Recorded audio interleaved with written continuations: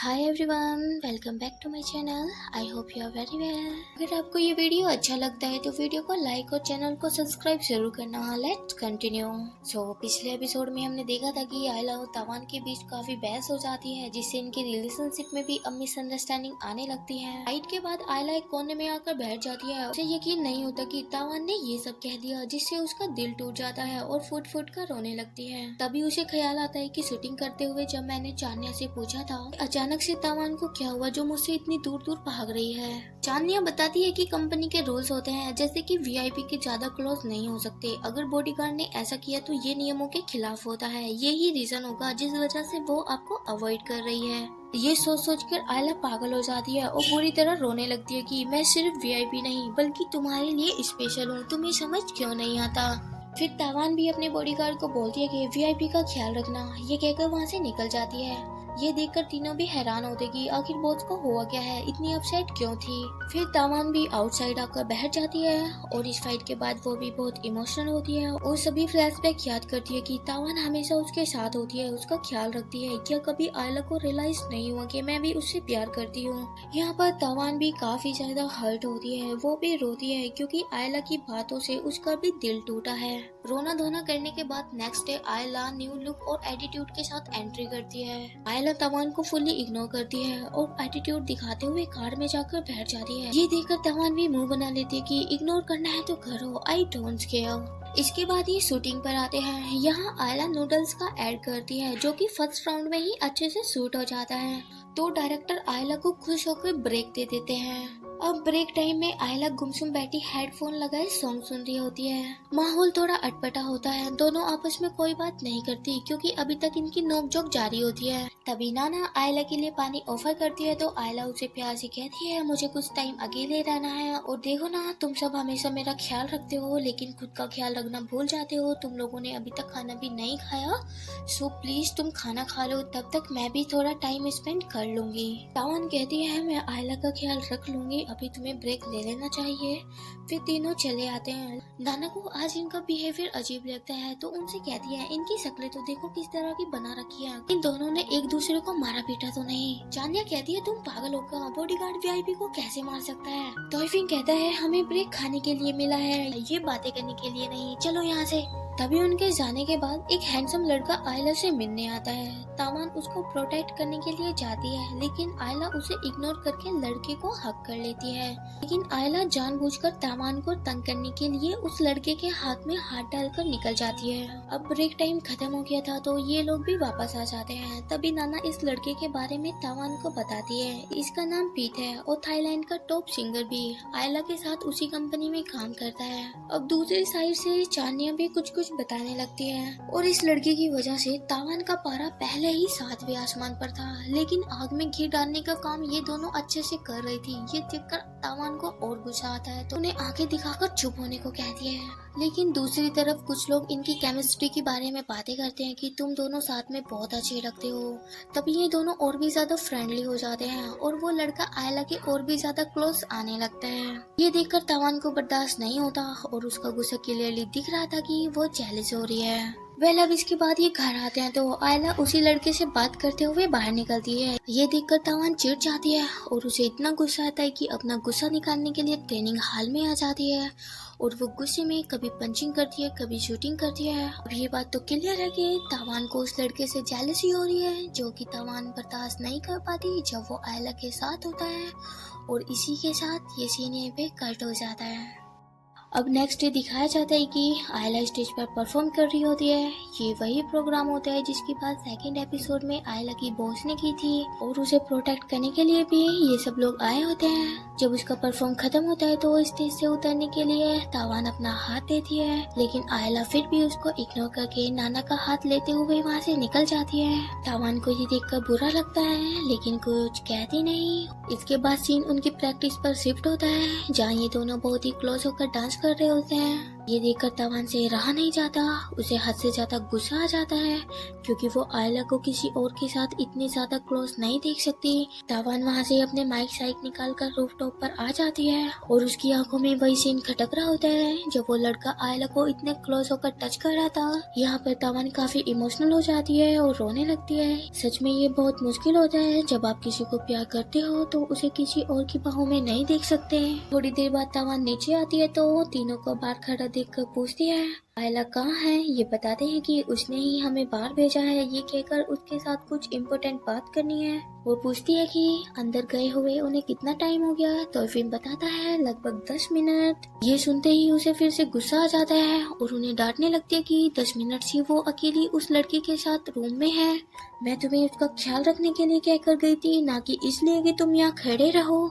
तावान आयला के लिए इतनी पॉजिटिव होती है कि खुद ही रूम के अंदर आ जाती है, लेकिन जिस बात का उसको डर होता है अंदर वही होता है। ये देखते ही उसकी आंखें खुली की खुली रह जाती है। मतलब कि आयला उस लड़के के इतने क्लोज होती है कि ये दोनों किसी पोजीशन में बैठे होते हैं। तावान को देखते ही वो लड़का पतली गली से निकल लेता है। आयला घबरा जाती है पर शो नहीं करती, लेकिन तावान का फेस देखकर वो समझ लेती है कि अभी ये गुस्से में है और फिर उसे एटीट्यूड दिखाते हुए वहाँ से जाने लगती है जैसे कुछ हुआ ही नहीं। लेकिन तावान उसे इतनी आसानी से जाने नहीं देगी और उसका हाथ पकड़ के कहती है मुझे तुमसे बात करनी है। आयला पहले तो बहाने बनाने लगती है कि वीआईपी को बॉडीगार्ड से कोई बात नहीं करनी, लेकिन तावान आज इतने गुस्से में होती है कि इसे छोड़ेगी नहीं और उसे पकड़ के रूफटॉप पर ले आती है क्योंकि तावान सब कुछ बर्दाश्त कर सकती है लेकिन ये बर्दाश्त नहीं कर सकती।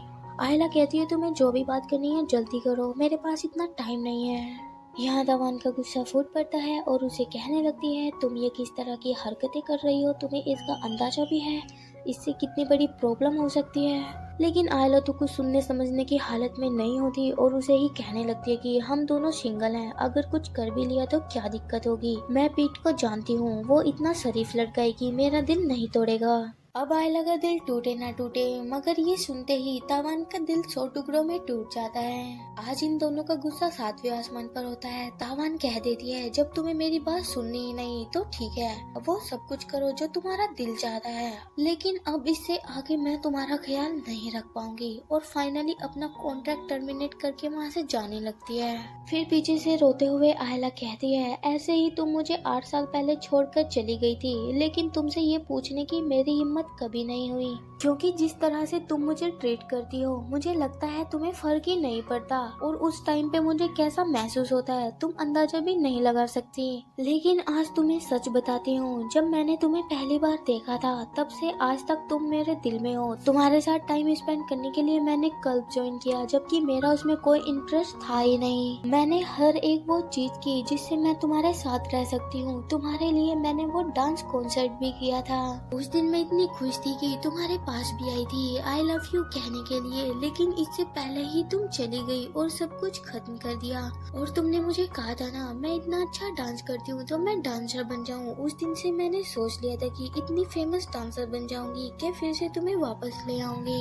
आयला बहुत इमोशनल हो जाती है और 8 सालों में जो कुछ भी हुआ वो सब रो रो कर कहने लगती है। हमेशा तुम्हारा इंतजार करती रही, तुम्हारे बारे में सोचती रही, कभी हार नहीं मानी, लेकिन मैं ही पागल थी जो तुमसे प्यार कर बैठी। तुमने तो मुझे कभी प्यार किया ही नहीं। और ये सब कहकर बहुत ज्यादा रोने लगती है। लेकिन शायद आयला को पता नहीं है तावान भी उससे प्यार करती है और उसकी आंखों में इतना दर्द देखकर तावान से रहा नहीं जाता और उसे किस कर देती है। आयला रोते हुए चुप हो जाती है मगर हैरान भी, जैसे तावान ने सारे जख्मों पर मरहम लगा दिया। फिर वो भी ज्यादा कुछ नहीं सोचती और आंखें बंद करके किस एंजॉय करने लगती है। इसके बाद फाइनली तावान भी उसे आई लव यू कह देती है और सॉरी बोलती है। प्यार करने के बाद भी मैंने तुम्हें बताने में इतनी देर कर दी, इसके लिए मुझे माफ कर देना, लेकिन मैं तुमसे बहुत प्यार करती हूँ। I am really sorry. ये मोमेंट इसी वजह से बहुत ही इमोशनल और रोमांटिक हो जाता है। दोनों अपने प्यार को कन्फेस कर लेती हैं। आयला तावान को माफ कर देती है और उसे किस करने लगती है। इसके बाद तावान भी बहुत प्यार से बताती है कि मैं भी तुम्हें हाई स्कूल से प्यार करती हूँ। तभी सीन फ्लैशबैक में जाता है। यहाँ तावान अपने डॉग से बात करते हुए बताती है कि मैं एक खूबसूरत लड़की से मिली हूँ, लेकिन उसका नंबर नहीं ले पाई। क्या फिर से हम दोनों मिल पाएंगे? इसी तरह मैं हर रोज तुम्हारी सब बातें उससे किया करती थी, लेकिन जब मैंने तुम्हें कल में देखा उस वक्त मेरी खुशी का ठिकाना नहीं था, क्योंकि पहली नजर में ही मुझे तुमसे प्यार हो गया था। इसके बाद हर वक्त मैं तुम्हारे साथ रहती थी, तुम्हारे आगे नहीं मगर पीछे खुश रहती थी, हमेशा तुम्हारा ख्याल रखती थी, तुम्हारी छोटी छोटी बातों को सुनती थी। तुमने जब वो गिफ्ट बॉक्स मेरे लॉकर में रखा था, तुम्हारे जाते ही मैंने निकाल लिया था। जब ग्राउंड पर भागते हुए तुम्हारी तबीयत खराब हुई थी, मैंने तुम्हारा ख्याल रखा था और डॉक्टर ने बताया था कि तुम इतनी स्ट्रॉन्ग नहीं हो। ये सुनते ही मैं टेंशन में आ गई थी, इसीलिए मैंने तुम्हें डांस के लिए इतना मोटिवेट किया था। और उस दिन जब बारिश हो रही थी, मैंने तुम्हें बैठे हुए देखा था। छाता था मेरे पास मगर किसी को दे दिया था, क्योंकि मैं तुम्हारे साथ टाइम स्पेंड करना चाहती थी। और मैंने देखा था तुम्हारे पास भी छाता था मगर तुमने प्यार से छुपा लिया था। तावान उसे कितना प्यार करती थी, हर एक बात वो बता देती है। इसी के साथ सीन प्रेजेंट पर शिफ्ट होता है। वो सब बताते बताते ये दोनों घर आ गए होते हैं, जो अभी तक स्कूल टाइम की बातें कर रहे होते हैं। तावान आयला के डांस की खूब तारीफ करती है और ये भी बताती है कि स्कूल टाइम में मैं तुम्हारा डांस चुप चुप के देखा करती थी। ये सुनते ही आयला तावान को तंग करना शुरू कर देती है कि स्कूल की सबसे सुंदर और पॉपुलर लड़की का क्रश मैं थी, और खुद ही खुश होने लगती है। फाइनली इतनी सब मिसअंडरस्टैंडिंग क्लियर करने के बाद इनका पैचअप हो गया। फिर तावान बोलती है कि मुझे और भी बहुत कुछ बताना है, जैसे कि हमने साथ में डॉल्स बनाई थी। जाने से पहले मैंने उस पर अपना कांटेक्ट लिखा था, लेकिन मैं हमेशा तुम्हारा इंतजार करती रही, पर तुमने कभी कांटेक्ट किया ही नहीं। ये सुनते ही आयला हैरान हो जाती है और उसे कंप्लेन करने लगती है कि तुम्हें पता है ना मैं इतनी स्मार्ट नहीं हूँ, फिर भी तुमने मेरे लिए इतना हैवी टास्क बना दिया। तुम्हें वो कांटेक्ट किसी ऐसी जगह पर लिखना था जिससे मैं उसको पढ़ पाती। बेचारी आयला की इतनी लाचारी देखकर तावान उसका सर सहलाती है। फिर प्यार से कहती है, जब बहुत दिनों तक तुम्हारा कोई मैसेज नहीं आया तो मैं समझ गई तुमने वो देखा ही नहीं। अगर तुम देख लेती तो मुझे कांटेक्ट जरूर करती। आयला भी कहती है, मैंने हर वक्त सिर्फ तुम्हारी बात की है, तुम्हारा इंतजार किया। अगर मेरा यकीन ना हो तो खतों से पूछ लेना। तावान स्माइल करते हुए कहती है, मुझे पूछने की जरूरत नहीं, मैं तुम पर भरोसा करती हूँ, लेकिन इतने साल तुम्हें इंतजार करना पड़ा, इसके लिए मुझे माफ कर दो। मैं अंदर से बहुत सॉरी फील करती हूँ, लेकिन मैं तुम्हारी हिम्मत की दाद देती हूँ। मुझे वापस लाने के लिए तुमने कोई कसर नहीं छोड़ी। मैं बहुत हैप्पी हूँ तुम मुझे इतना प्यार करती हो। लेकिन आयला का मूड ऑफ होता है। उसका मूड सही करने के लिए तावान उसके क्लोज होती है और किस करने लगती है। आयला को भी ये अच्छा लगता है और बहुत प्यार से सॉफ्ट सॉफ्ट किस करने लगते हैं। फिर आयला का मूड ठीक हो जाता है तो दोनों स्माइल करते हैं और इसी के साथ ये एपिसोड यही खत्म हो जाता है। आज के एपिसोड में आपको क्या अच्छा लगा कमेंट करके जरूर बताना।